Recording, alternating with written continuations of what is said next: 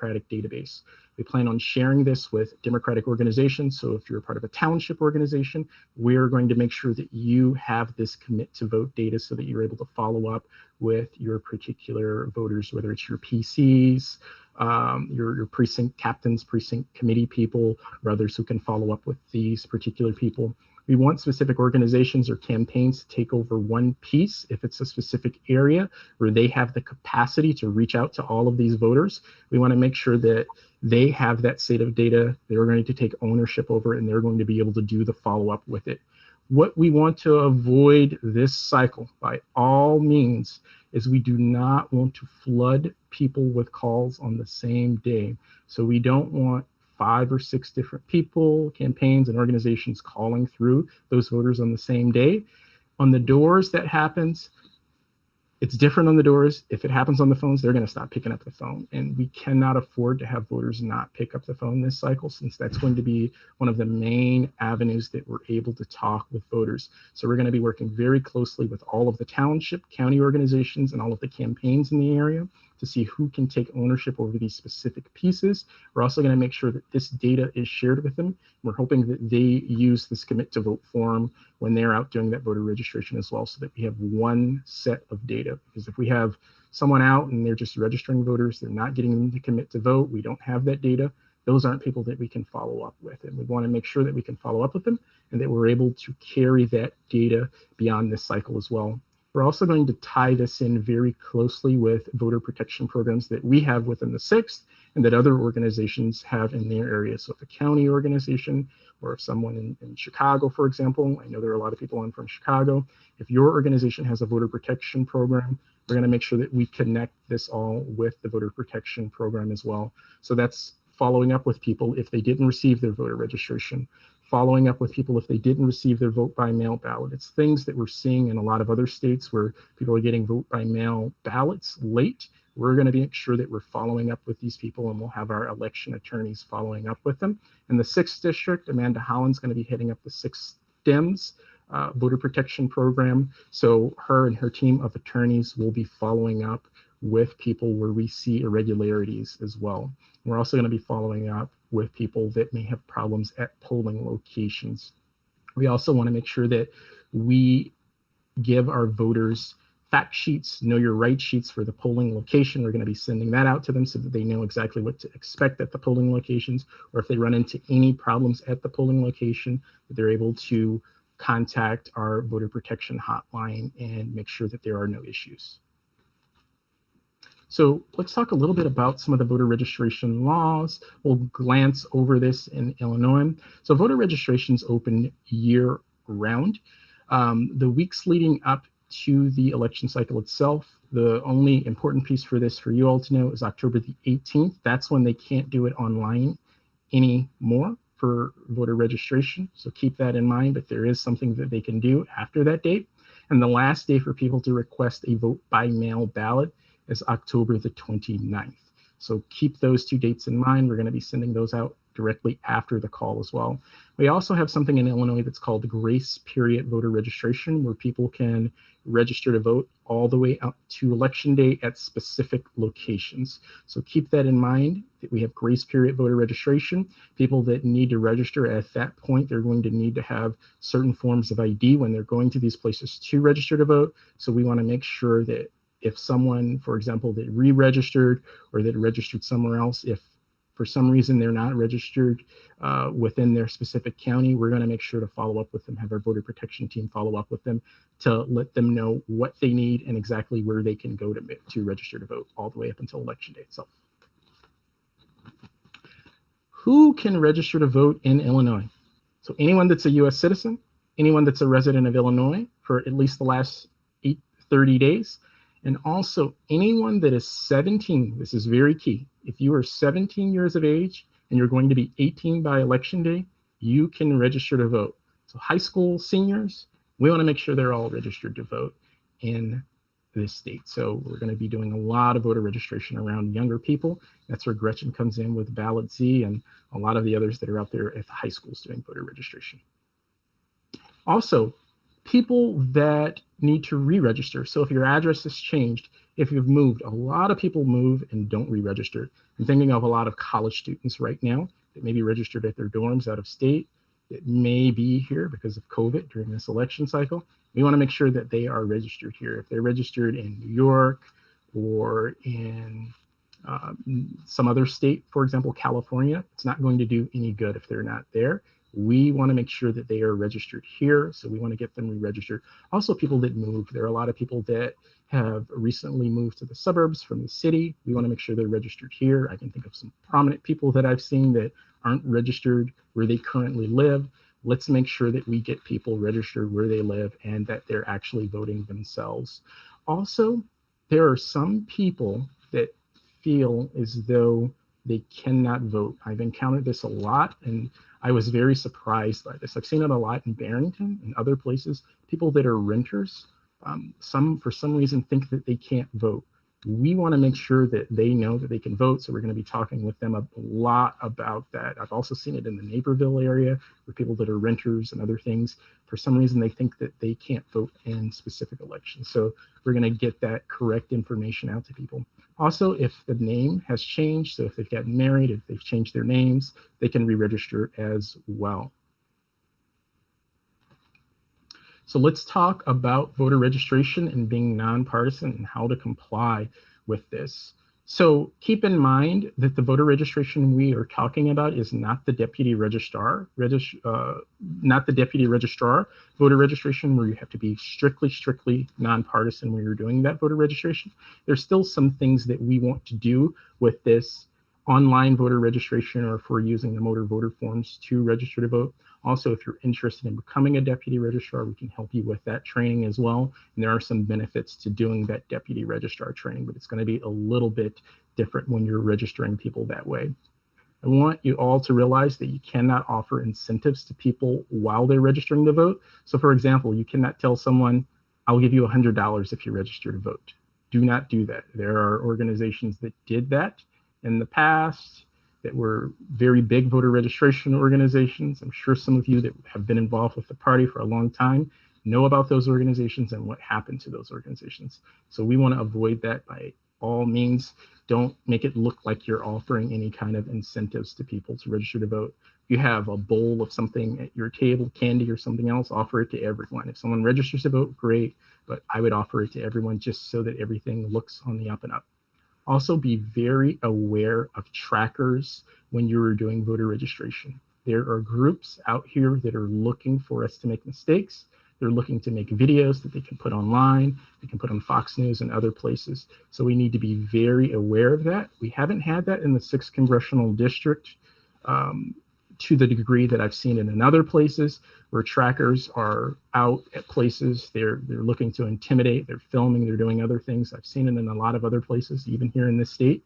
So be aware of that when we're out at these voter registration events. We want to make sure that we're doing everything correctly and everything looks correct. We also don't want people coming up to us trying to encourage or get us to say things that aren't right. So always be aware of that and be aware of who the people are around you. And if someone's trying to get you to say something that's not right, realize that something may not be right there. So always be aware of that. And we are helping people to register themselves. Keep that in mind. They're registering themselves. We're not registering them. If they're registering online, they're registering themselves to vote. If they're filling out a mail-in motor voter form, they're also registering themselves. So let's talk a little bit about the new legislation here in Illinois. Gretchen? So just a couple weeks ago, Illinois finally passed legislation about the upcoming election in response to COVID-19, basically just expanding access and making it easier for people to vote, especially encouraging vote by mail, because that's definitely the safest option we'll have in November. So we want to encourage that as much as possible. So we're just going to go over kind of the main features of this new legislation. So anyone in Illinois can apply for a mail-in ballot right now. So Illinois has no excuse vote by mail, which means you don't have to prove that you're not in the district or anything like that. Anyone can request a ballot for any reason. And before this legislation, we would have had to wait until August 5th to start sending in those applications, but that's no longer true. You can do that right now. You can do it right after this presentation if you haven't requested yours yet. And also, if you're newly registering to vote or changing your address, at the same time, you can request a mail-in ballot, so you don't have to fill out 2 separate forms. So definitely let people know as they're registering to vote that they can request a mail-in ballot at the same time.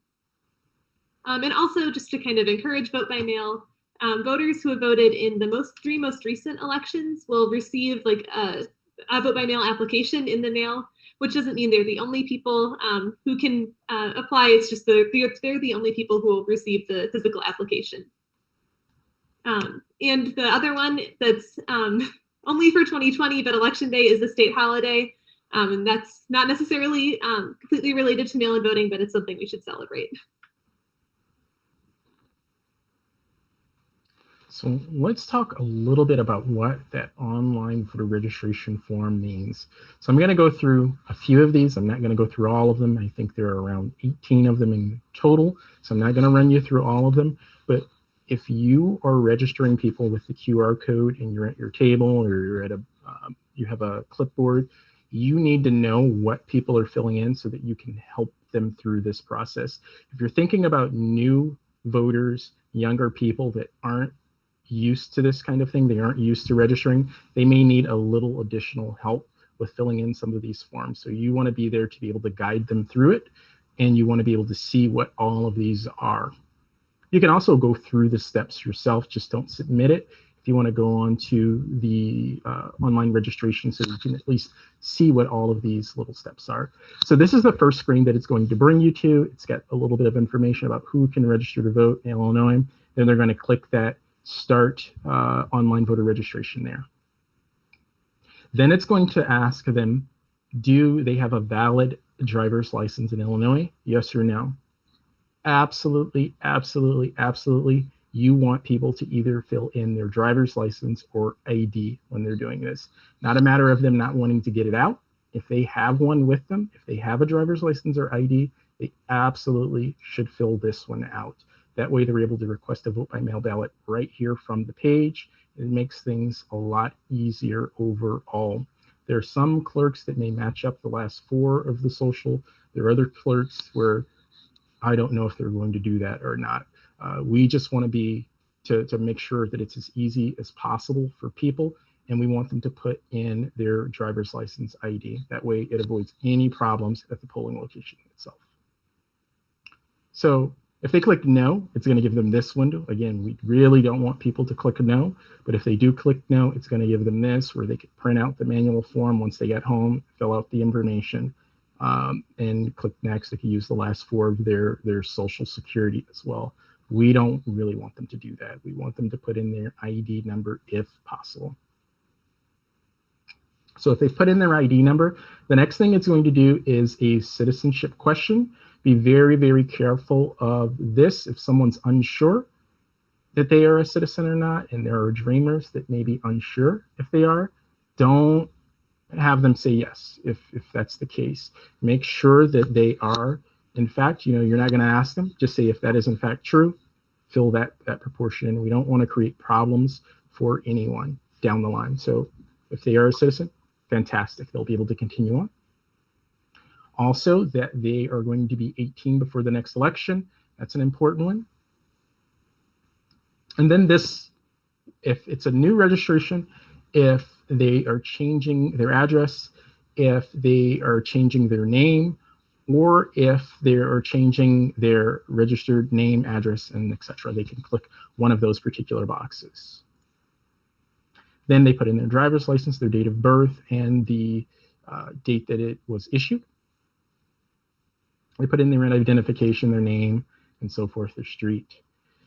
This one is the jurisdiction. You may run into people that do not know where they live, so be able to help people with that as well. What county they live in, help people with that form. If it's a younger voter, they may not know what county they live in. Don't assume that people are going to know, so be able to help them with that. It's something that you might be able to quickly look up on your smartphone if you don't know if there's someone from another county, for example. You might be able to look up their county on your smartphone and be able to tell them what county they're in.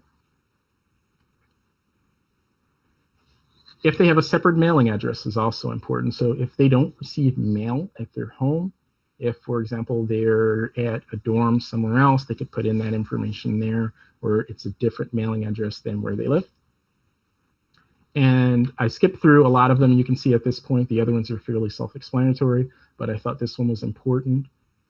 We want people to sign up to vote by mail. If they are going to be at their address, if they're not someone that's going to move, that is something that you'll want to ask people. Are they someone that tends to move a lot? Are they going to move before the election? You might want to do something else with those people so that they make sure that they actually get their ballot. But if there's someone that they know they're going to be at their current address that they just put in for registration, we want them to get a vote by mail ballot. We don't know what's going to happen in November. We don't know if cases are going to go back up. We don't know if people are going to be afraid to go to polling locations.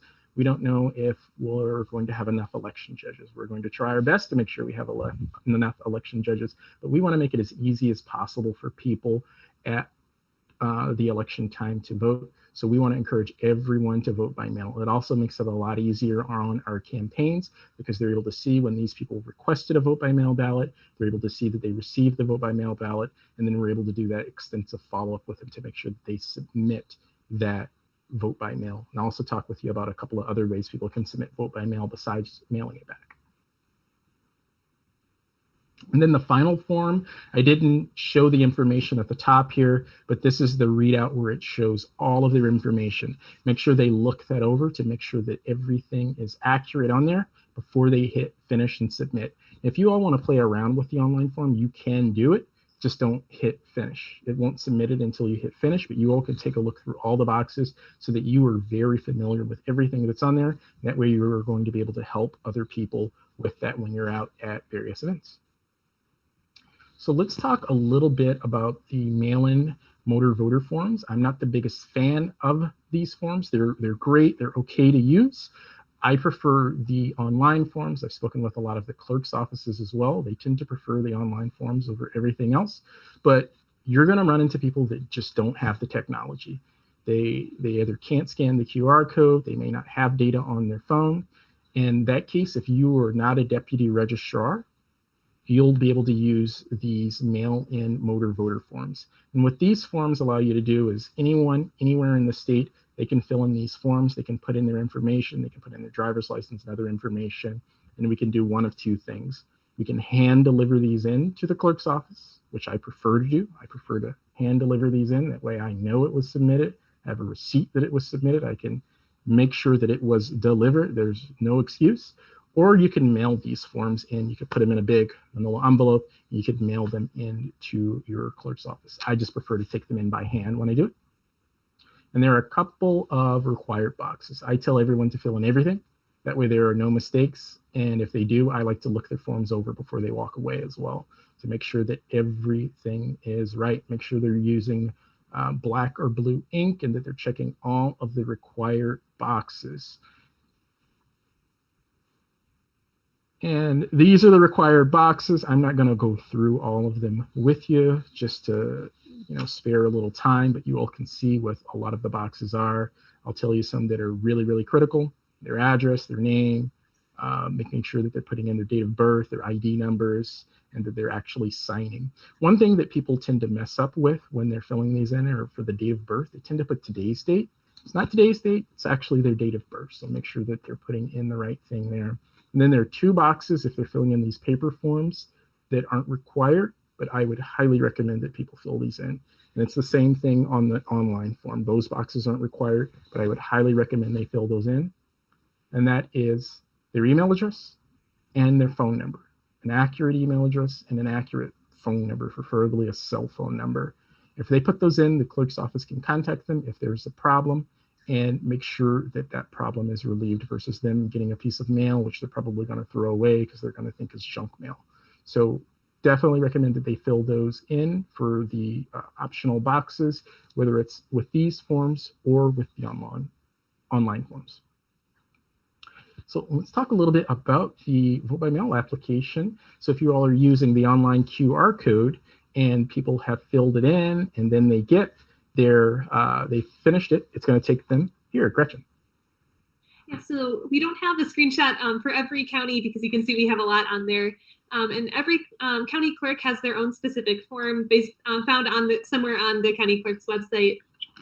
And the Illinois State Board of Elections does have its own kind of form where you should be able to request for any county in one form, but it's not quite working yet. It says like no jurisdiction found when I put in Cook County. So we're really encouraging people to go straight through their county clerk's website just to make sure it gets there. So this screenshot is from the Ballot Z website. So it will link them directly to their county clerk's page. And also, Patrick mentioned this, but definitely make sure that voters know that their ballot can be sent to any address. So a lot of college students think like even if they get a mail-in ballot, it'll be sent to their home and their parents will have to like mail it to them. No, it can go straight to wherever they're going to be living in November. So it's really convenient, paid postage, things like that. So definitely encourage that as much as you can. Hey, great. I see that there are a lot of questions. We're going to have time at the end for questions and answer. So we're going to be very happy to answer everyone's questions right at the end. All right, so let's talk about if you're running an event itself. If you want to set up a voter registration event, we do this a lot in normal years. It's going to be a little different this year. So I'm going to tell you what we would do in a normal year, and then I'm going to tell you how it would be a little different this year.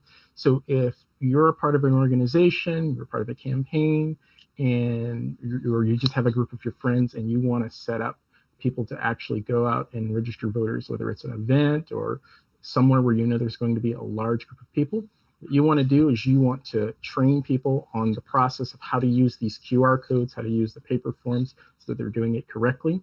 You want to walk them through the process. You don't want to drag it out too long, and then you want to send them out to the event. You also want to make sure that you have their contact information and that they have contact information of people that are going to be out at these events. Also set clear expectations for people. They're not going to go out and get 1,000 forms when they go out to register to vote. So make sure that people know that they're only going to get so many forms when they're out registering people. Also try to get information or try to call through people as they're out at these various events. If you've got a day of action style event set up and you're sending people out to these various events, make sure you set up a time frame where people can come back to the event, where they can bring any forms back to you so that you can take and hand deliver those forms into the clerk. And also set yourself up to get data entry done quickly. So for people that are using those paper forms, and you're going to have people at all of your locations that are using those paper forms, we also have paper commit to vote cards. We want to make sure that we get that data entered so that we can put that into Vote Builder as well, so that we can get it out to all of the proper people. Also, when you are out at these events, and this is something that you'll have to be careful of just because of COVID-19, but you want to be approachable and you don't want to wait to be approached. A lot of organizations don't get a lot of voter registration forms because they don't approach people. Don't expect someone to come to you or even really come to your table. You really have to go around to them and talk to them about it. You have to talk with them about either voter registration or committing to vote. If you keep in mind, when we talked about this at the beginning, we want to get everyone to sign up to commit to vote, whether they're registered or not. That way we're able to follow up with them. We have specific IDs on people as well for this cycle, since we're not going to be doing a lot of door-to-door activity. If we know that people are, for example, at a Black Lives Matter rally, they most likely reflect their values. We want to make sure that we have that contact information for them so that we're able to follow up with them, not only this cycle, but in 2021. Keep in mind, people that are at a lot of those rallies are concerned with municipal or school board issues. So we want to talk with them not only about this cycle, but we want to talk with them about their municipalities. We want to talk with them about what's happening in their school board races as well, to make sure that we're able to get them out to vote. Voter turnout is very low in those races. And if we're able to get a fraction of the people out, we will have a lot of people that reflect our values at the local level. You also want to make the ask the right way with people. One thing people fail to do when they do this, or people say, "Are you registered to vote?" That's offensive to some people. Some people may be offended that you ask them, "Are they registered to vote?" Also, they may be embarrassed. They're with a group of their friends, they're not registered to vote. They might be embarrassed by that. So usually what I like to say to people are, "Can I get you to commit to vote?" Everyone wants to commit to vote, right? You've got their information there. We're able to follow up with them. If we see that they're not registered in the system, we can follow up with them as well.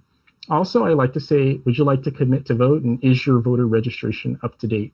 Not only is your voter registration up to date, but is your voter registration up to date at your current address?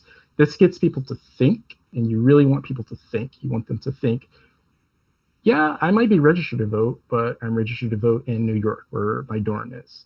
We don't need them registered there. We need them registered right here so that they can vote here. So is your voter registration up to date at your current address? That you're going to want to go through with people while they're doing this. You want to make eye contact with people. Don't have on dark sunglasses. People don't trust you if they can't see your eyes. Also try to catch people when they're lined up or when they're going somewhere. Again, remember the social distancing thing. Things are a little different now than in a normal year. We'd be out at DMVs and shopping centers getting people registered to vote at these particular locations. DMVs are still open.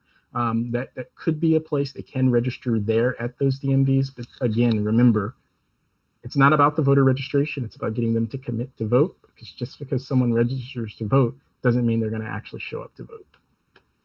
Also, you want to be very strategic about where you register people to vote. So think about it this way. Everywhere that you're registering people, you want 2 Ds for every 1 R that you go to. And so what I mean by that is there should be 2 Democrats for every 1 Republican at that particular location. So there are some places that I am not going to go to register people. I'm not going to go to a Trump rally and register voters. That's just not a good use of time at that location. I might go to a Black Lives Matter rally and register voters, for example, because there are going to likely be people there that reflect my values at that particular location. Or I might go to some other event where there are going to be a lot of Democratic voters to register people, places where they're going to reflect your values.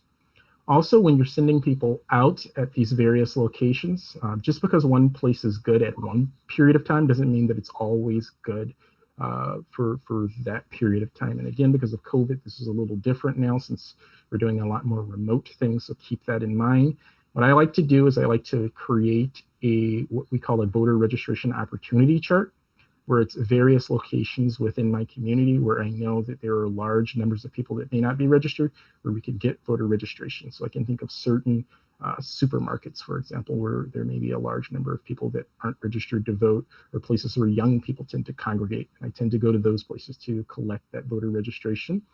And I tend to make rounds of those various locations. So if I've gone to a place, I've gotten everyone to register to vote there, I'll go ahead and move to the next location. That way I have a couple of locations set up so that you can start to hop those different locations. And for those of you that are in Chicago, for example, the L might be a good location, public transportation, to get people signed up. Some safety tips to keep in mind. I am very, very concerned with COVID-19. Very concerned with COVID-19. There are a lot of people out with no mask on. We need to be prepared for that. And there are safety steps that we need to take in mind. So I would say the first thing, absolute first thing, if you are in an at-risk group, or if you have anyone in your household at an at-risk group, I would not recommend them going out and doing in-person voter registration. I would recommend that there are other avenues that you can help us. Do not feel obligated as though you have to do that if you're within one of those specific groups. But if you do feel comfortable going out to some of these locations and doing some of that voter registration, there are a couple of things that you can do. So the first is make sure that you're wearing a mask and gloves at all of these locations, and do your best to keep 6 feet distance from people. So if you have a clipboard, put on the back of the clipboard voter registration, put the QR code there, put commit to vote. That way people can they can scan it right there. They know what you're doing. You can hold it up. You don't necessarily have to shout at them or get very close to them. If you have a table with voter registration forms, make sure you are wiping your pens down after every single person uses them. I tend to have 20 pens at a table, and I start to cycle those pens through if I'm doing that. That way, the pen is absolutely clean. There's no cross-contamination. I have a wipe where I'm wiping that pen down every time someone touches it, and I cycle in the new pens. Also having hand sanitizer, if you can find hand sanitizer at your table, that way people are able to use that hand sanitizer, make sure their hands are clean when they're doing that. And as I mentioned, the QR code, make sure it's on the back of the clipboard, also on your table. I have a couple of sheets laid out, and we'll be sending those QR code sheets to you directly after this. So thinking about locations that are field tested, places that we know are great, just as I mentioned, those kinds of rallies, Black Lives Matter rallies, there are a lot of those that are going on. I don't think they're going to stop. anytime soon, as unfortunately things continue to happen. I don't know if you all heard about the recent case in Joliet. There was one right here in Illinois. So rallies are going to continue. We want to be there at every rally, registering people to vote. And we're going to send you all a chart of these various rallies. We're tracking them all across the Chicagoland area. So we want to have people out there at these various rallies. And we'll talk to you more about that a little later. Also, bus stops and public transit locations are good locations to register voters if you're out there. DMVs during opening and lunch hour. Laundromats, you want to be kind of careful just because of COVID right now. But you can be outside of some of those locations, shopping centers outside, libraries as well, just as long as you're being careful at those locations. Also, churches, mosques, temples, and other religious institutions. If you are outside of some of those locations, if you've gotten the okay, if you're a member of one of those communities, especially if you're outside of some of those locations and you've gotten the okay, those are great locations to register voters in. We've done a lot of voter registration outside of these places. You're not inside, you're outside doing that voter registration. That is perfectly fine as long as you're outside of these locations getting that voter registration, especially if you are part of any of these communities or if you have members of your organizations or with your friends that are a part of these religious communities. Great locations. Naturalization ceremonies, once those start again, registering people there and getting them to commit to vote. Also, college campuses and high schools are fantastic locations.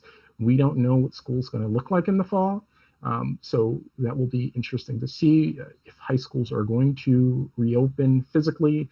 Those may be good locations working with students, people like Gretchen, who's working with Ballot Z and others to do some voter registration there. Also, college campuses all across the district are great locations. Last year, we did a lot of voter registration out across the 6th Congressional District and beyond. There was a woman, her name was Pat Heiss. I want to give her a shout out just for all of the great work that she was able to help us do. I wish she was here to help us this cycle, but she has moved, I believe, to Arizona. So she's doing some great work down there. I think many of you may know her, but she helped us out immensely with voter registration last cycle on a lot of the campuses all across the district. Also, college Dems helped us out immensely as well all across the district. We worked with a lot of the college Democrats on various campuses. We were at North Central, Harper College, College of DuPage, all of the Illinois Benedictine, everywhere within the 6 at least. And we were doing that voter registration with students. So think about those campuses as well. Concerts, festivals, and parks, those aren't going to be open right now, but in a normal year, you would be able to go to some of those and register voters. Again, you want to think about who's performing at those particular concerts. You might not want to go to the Ted Nugent concert and register voters, for example, but there are other concerts that you might want to go to register voters. So you just want to be very strategic about where you're registering voters. Again, think of that rule. There should be 2 Democrats for every 1 Republican at those particular locations. So always have that in the back of your mind. Job fairs and courthouses are good locations as long as you're being safe right now. There are going to be a lot of those that are going on. Courthouses are starting to open up in some places. Also, food drives. Food drives are great locations to register voters as well. So if it's a food drive that you see going on where people are either bringing food into the food drive or if people are getting food at some of these places, and there are a lot of these that are going on. If you get the okay from some of the people that are running these, definitely try to go there and do some voter registration.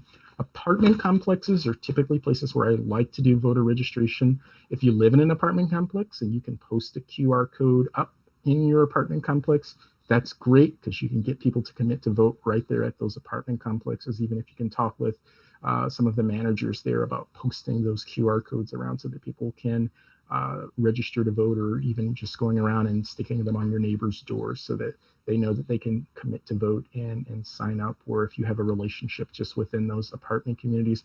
During a normal year, I like to go through and blind knock doors in specific apartment complexes just to sign people up to register to vote. We tend to find that there are a lot of voters in apartment complexes that aren't registered to vote because they tend to be a little bit more transient, they tend to move a little bit more, and they may not have updated their voter registration. So those are great opportunities. Coffee shops also tend to be good locations because there's a lot of flow through traffic.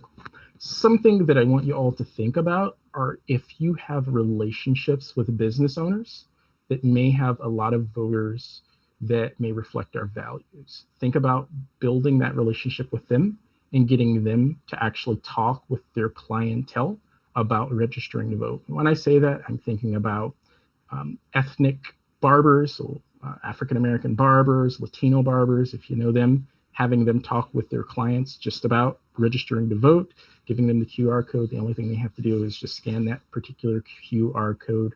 I'm thinking of taquerias, I'm thinking of ice cream shops, I'm thinking of bakeries as well.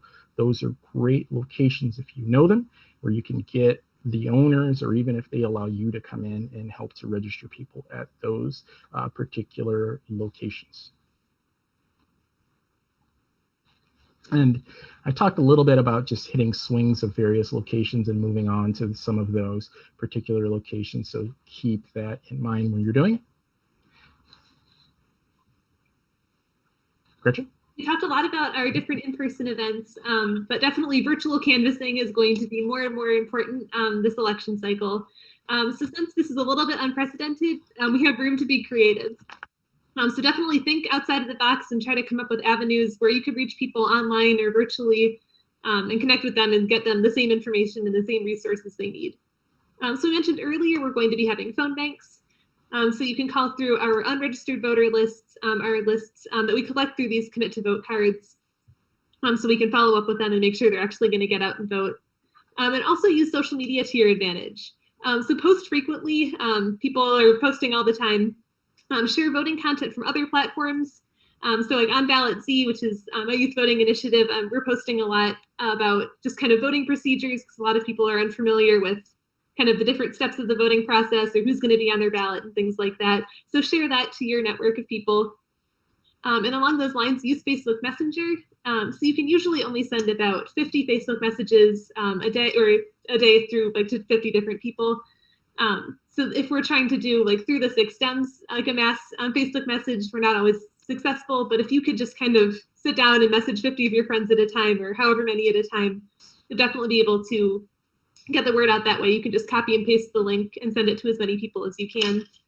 And so kind of along those lines on your profiles, so on Facebook, on Twitter, and Instagram, you can include a website.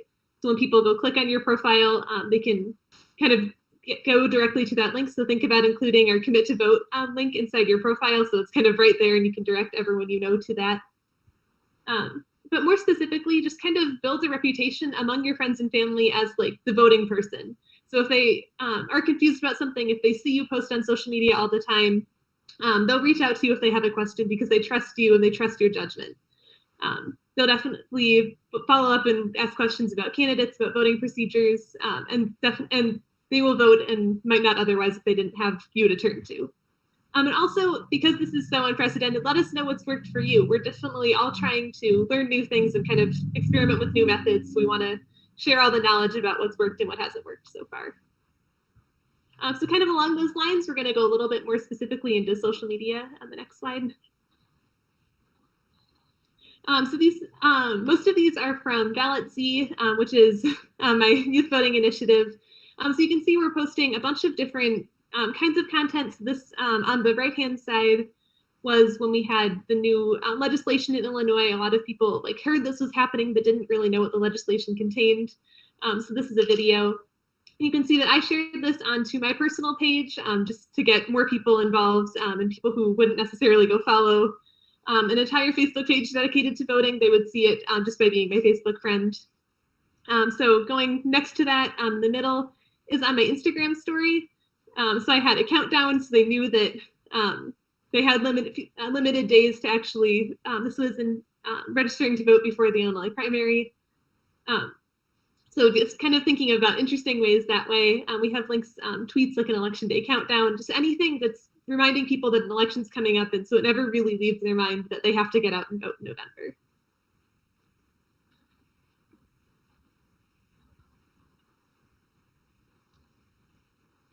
All right, so before we go to that next one, when we talk about virtual canvassing, there's something that I want you all to really think about this cycle. Since we're not able to do a lot of the door-to-door canvassing where we're getting responses from people. A lot of people are talking about lit drops and other things.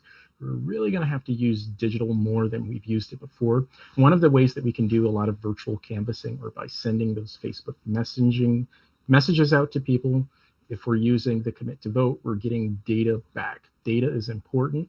I think that most campaigns in general are a list building exercise.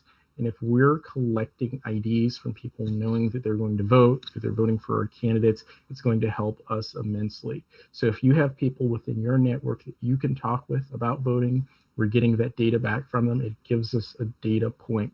Also, think about the places where you are talking to people. Facebook tends to have a little bit of an older audience. I would say the average age on Facebook is around 55 to 67. Instagram is a little younger. So if you're on Instagram, if you know people on Instagram, that's definitely a place where we want to be reaching out to people on Instagram. And we're looking at other platforms as well. We'll be able to reach out to people, but just keep that in mind of who you're reaching with each platform. So we're going to talk a little bit about next steps, and then we're going to go through the Q&A for everyone. So the next steps are we're going to be sending out a form for you all. And in fact, I'm going to actually give you all a poll right now. I just want to get a feel from people. You'll be able to see this poll that I'm launching right now. It's a poll of, are you a part of a Democratic organization, a grassroots organization, a campaign, or are you a new volunteer? So I'm very interested to hear that piece of information. So a couple of things that we're going to be doing are we're going to be sending out a form to find out how you are interested in helping, whether that's registering voters at some of these events, whether it's setting up your own commit to vote event. If you want to set up an event, we want to hear about that as well. We also want to find out if you're interested in doing some of the digital canvassing that we talked about, where you're talking to people online, getting them to fill out the commit to vote card, that we were getting some IDs from people so that we have data points. Data is key and data is king. And also phone banking. We're going to be doing a lot of phone banking of these particular voters as well as unregistered voters as well. We want to make sure that we're not crossing over into some of the universes of people that some of the campaigns and others are using. So we're going to be calling a little bit of a different group of people with some of the phone banking. So we want to find out if you're interested in helping us to call unregistered voters and getting them registered to vote. Sharing posts online if that's what you're interested in doing. And also data entry. We're going to have a lot of data entry that we need to get back into Vote Builder so that everyone is able to utilize that specific set of data. We're also going to be sending you out materials. So we're going to be sending you out the QR code sheet. We want people to use that QR code sheet so that we can collect that commit data. We can get it out to all of the Democratic organizations and the grassroots organizations and the campaigns as well, so that we have that set of data. We know who these particular people are that aren't necessarily populating into their current universes of callers or places where they're going to leave lit. We also want to make sure that you all have training materials. So we're going to give you all training materials on how you can train your friends or other members of your organization how to do these commit to vote voter registration, where we're signing people up to commit to vote, voter registration, and vote by mail. We're also going to send you paper versions of the VR forms. So we're going to send you those motor voter mail-in forms. We're going to send you a paper version of a vote by mail sign-up form. We're also going to send you out a commit to vote paper card as well, so you'll be able to print these various things out. We're also going to send you some voter protection information, so how we're planning to do voter protection as we get a little closer, or if you're in an area that's outside of our jurisdiction, what's planned in your specific area around voter protection. We'll have that information as well. So what I want to do right now, I'm going to read off the poll answers that I've gotten so far. So it looks like 59% of you are from a Democratic organization, 22% are grassroots, and 20% are brand new volunteers. So we're very happy to see that and very happy to hear that. I'm going to send out another poll actually right now for you all before we do that, and then we're going to get into the Q&A. So I'm going to close that poll and open this. Well, the other poll's not working, so, oh, here it is. how would you like to help? If you have an answer of how you would like to help right now, it'll give us a sense for it. You can also fill out the Google form a little bit later as we are going through the questions. So I'm going to go ahead and open the questions now. I'm going to stop the screen share.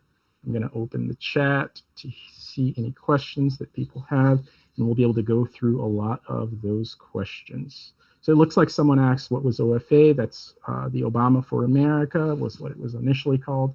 Then it became Organizing for Action. They were a little bit different in what they did. One of them was focused exactly on the Obama campaign.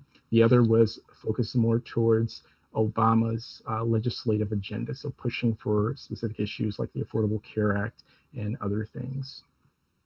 And it looks like the next question was about deadlines. It said, if a person moves after the deadlines, can they vote in their old polling place? Would the answer differ if they saved it in their old congressional districts? So again, keep in mind that people can do same day voter registration. So they could actually walk into their polling location as long as they have specific identification and register in that particular location.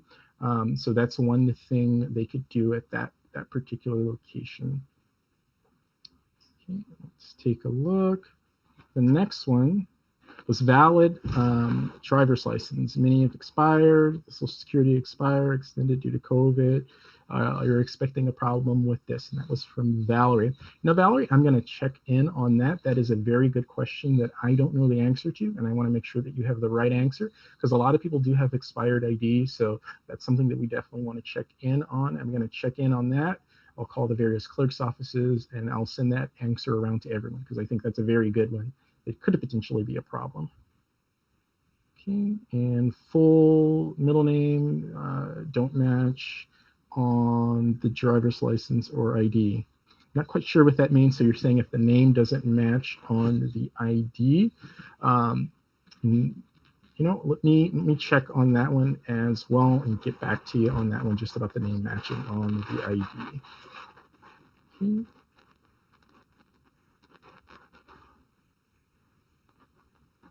It's like,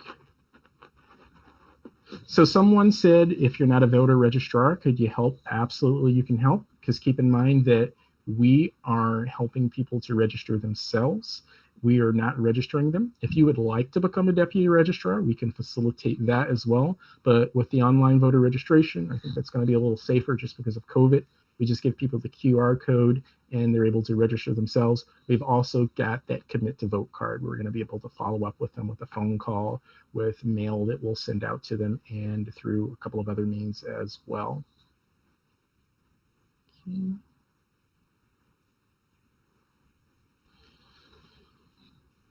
Someone said, does the ask change when you are targeting high school students? So with high school students, definitely when you're doing, when you're talking with them, you know, Gretchen, I would love to hear your opinion on that. You know, you're from Gen Z. How do you feel about high school students? I'm interested.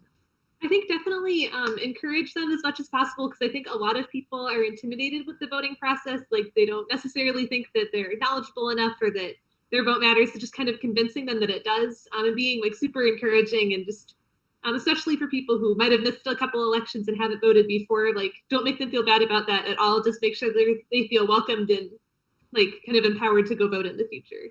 So I think definitely make the same asks, because especially the registered to vote at your current address, a lot of people aren't sure if they should register at school or register at home. So help them kind of figure that out as well. But definitely ask the similar questions, but the encouragement part, I would say, is even more important. Great. Right. I see a lot more questions. If anyone has a burning question, I don't want to hold people too long. We are a little bit over, but if anyone has a question, feel free to unmute yourself if you can, or to raise your hand, and I will unmute you, and we'll try to answer your questions. Patrick Susitten wants to know how you can find unregistered voters on Vote Builder. So Sue, I will follow up with you on that one. It's actually fairly easy to do in Vote Builder itself, so I'll follow up with you on that one and walk you through how to do it. Well, the thing is that I've tried it and I don't get a lot of hits. So that's my concern. So, and I know they're loading new data next week. So, Great. it'll be good. So that's exactly right. Just give me a call later. That'd be great. Sounds good. Also, for everyone, there are a lot of nonpartisan organizations that are going to be doing the same thing that we're doing. They're obviously not going to be sharing data with us since they're doing a nonpartisan thing, but keep in mind that there are a lot of nonpartisan organizations that I could point you to as well that are going to be doing a lot of this similar work. Patrick, this is Ed Spire. Yep. I have a couple of questions. One is this database you're working on specific to the 6th district or?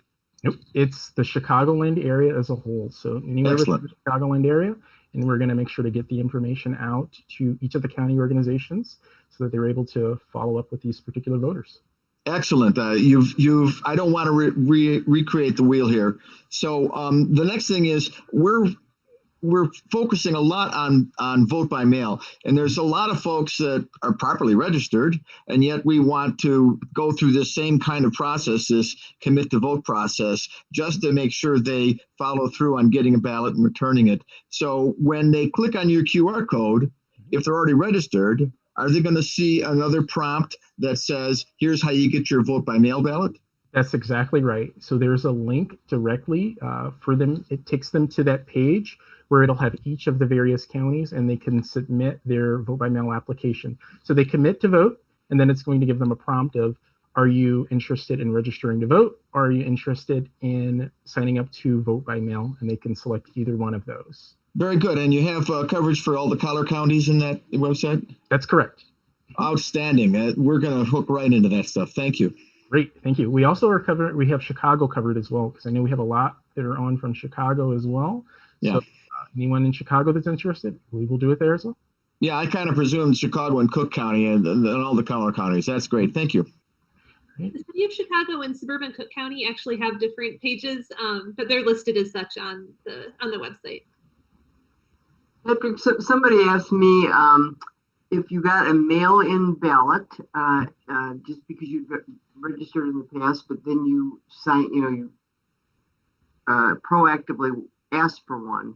Could you just give one of them to somebody else? I told her that I thought your name would be on the ballots and you could not, but I wanted to clarify that with you. That's what that was my question. I remember when we used to get a package of those requests, or a pad of them, and we could hand them out to anybody. So when you get a mail ballot now, when you get a mail ballot now, the envelope is coded to your name, and when you send it in, they know that you have voted, and you can't transfer that to someone else. Okay, that was my question. My second question, I did have another one, real quick. What was it that you said about churches? Sure. You can't go in the church? So you can't go in the sanctuary. Don't go in the sanctuary to do it, but if you're outside, if you're in a hallway, you're in a public area, the area down in the basement, you can be in those areas, but not in the sanctuary, especially if you were representing the party. Here's communion and here's a vote. That's right. You can't do that. But you can be I only heard and I didn't hear it real good. So, because that's a spot that is a possibility. Great. Most of my work will be done on, not being outside. Right. And a lot of schools, and I'm guessing a lot of churches similarly, are going to be really hesitant to have people from outside come in just because of COVID, and they want to continue. I'm only talking about one. Oh, yeah. And they do have, and it's progressive, and they do have plenty of area that is not the sanctuary. That, I could say, I'll be available in the library to, you can fill out a form, but your questionnaires didn't allow you to choose more than one thing that you would be interested in doing. So like for instance, I tried to hit both phone banking and data entry, and it wouldn't let me have two. So we'll have a form coming out at the end, and you'll be able to select everything. We're going to email that out to everyone. So if I don't happen to have your email, please email that to me. Oh, I'm going to sure put my you do. email in the chat. It's just patrick4il06@gmail.com. You could also email us at 6dems@gmail.com as well, and we'll be able to follow up with you if you didn't give us your email previously to sign up for this particular event. There was a question that someone asked, and I know we're not going to get to everyone's questions. If you have additional questions, please feel free to email us, or if you didn't want to ask a question during the presentation, feel free to email us as well. We're about 12 minutes over, and I do want to be respectful of everyone's time, but there was a very important question around vote by mail. And if someone decided that they wanted to vote in person and they get a vote by mail ballot, what should they do? They should absolutely take that form into the polling place with them and surrender that form. And that's part of the big follow-up that we're going to need to do. That's why we're getting people to fill in these commit to vote cards so that we have accurate contact information for them, because if they don't, they could potentially get a provisional ballot. And the envelope. That's right. That's right. And the envelope. We also want to make sure that people are signing. This was a big problem. It happened in DuPage. There were a lot of people that just were not signing their forms, and they were getting provisional ballots. So we want to avoid a lot of these mistakes. And we're going to follow through with people on these things to make sure that they're doing everything that they need to do. They're filling out their form, they're signing it, and they're submitting it. There are also going to be a couple of locations that are going to be available for people. So there are going to be drop boxes in each of the counties. We're following up with the clerks now to see where these drop boxes are going to be. So if people don't have postage, for example, they can actually physically take their vote by mail to a drop box location and drop that particular location off. There'll be a couple of these around each county. We're going to send that information out to you so that people have that information to make this process as possible. Tim asked about high school students. Absolutely, we're planning a lot around high school students. I definitely want to thank all of our 6 Dems fellows that helped us with this event today. I think a lot of you got calls from them. They're all high school students.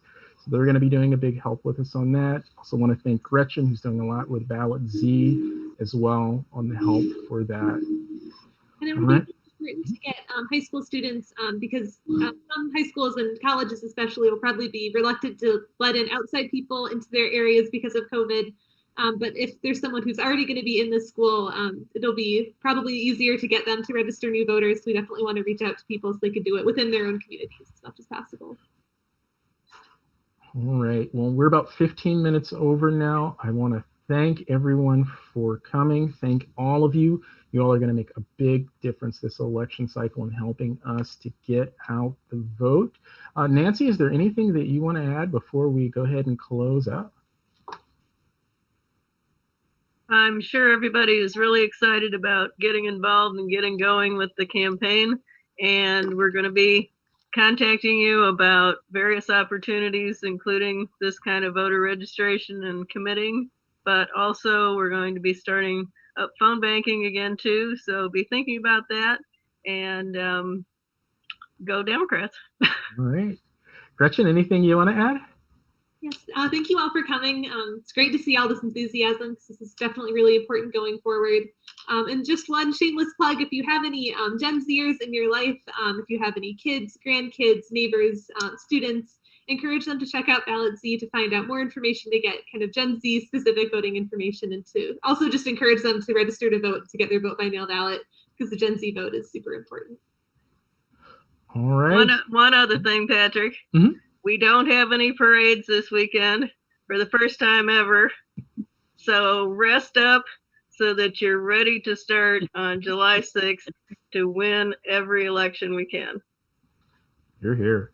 All right, everyone. Thank you all for joining. Everyone have a good night, and we will talk with you soon. Night. Nice night. Great, a really great meeting. Thank you. Thank you. Great Yeah. job. Great job. Thank you, guys. Thank you. You know, there's been a lot of Zooms. That there, And some of them you get done and you wonder why you sat there. Thank you, Um, Patrick. About parades, I heard that there was a car parade for Lauren Underwood. ah, I hadn't heard about that one, but I know that there are a couple of those going on. I think there's one in DuPage County as well. That the DuPage Dems, they're going to be decorating a couple of cars and driving across the county as well. And it looks like Yeah. Lauren Underwood's having one, and there might be a couple of other ones too. We'll try and let you know if we find out about any. Okay, good evening, guys. All right, Bye. have a good All night. right, good night. Night, everyone.